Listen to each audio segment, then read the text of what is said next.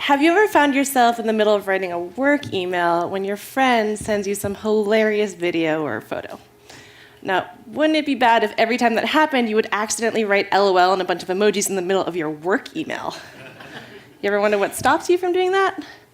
Well, it turns out it's a special mental ability called task switching, but it goes way beyond emailing and texting.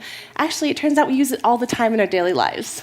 In fact, you could even say that our success at our jobs, at school, at home, depends on this ability to kind of switch between the different roles that we play and the different expectations that we navigate.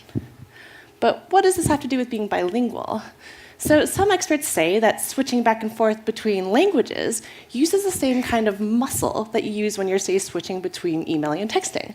In other words, by code switching, or switching between your languages, bilingual people are exercising this task switching muscle a lot more often than people who speak one language.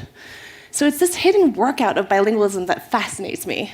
Because it turns out it's not just about how many languages you speak, it's about how you actually use them in your daily life. So take my nephew Aiden, for example. In one version of his life, he speaks only Chinese at home, only English at school. He probably wouldn't do too much code switching. It's more like he kind of lives half his life in one language and half of it in the other.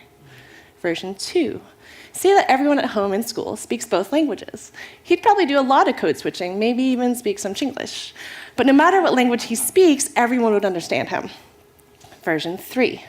Say that just his dad speaks Chinese and just his mom speaks English. And maybe he goes to a bilingual school, but some of the teachers speak only Chinese and some of them speak only English. Now, he'd have to be really, really careful to pick the right language to speak to the right person.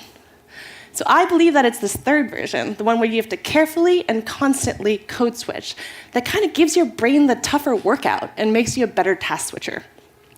So my research looks at exactly that question, but in a particularly adorable group of bilingual people, 3- and 4-year-olds at a bilingual preschool in San Francisco. And how do I measure task switching in these tiny human beings?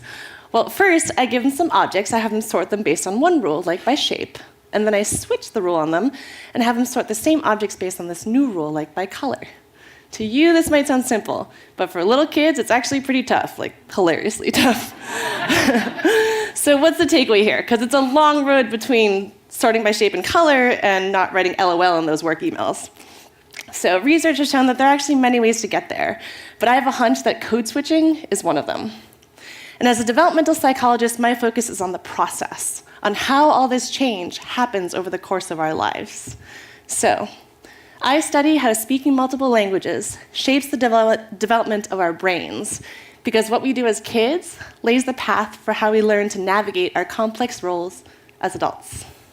Thank you.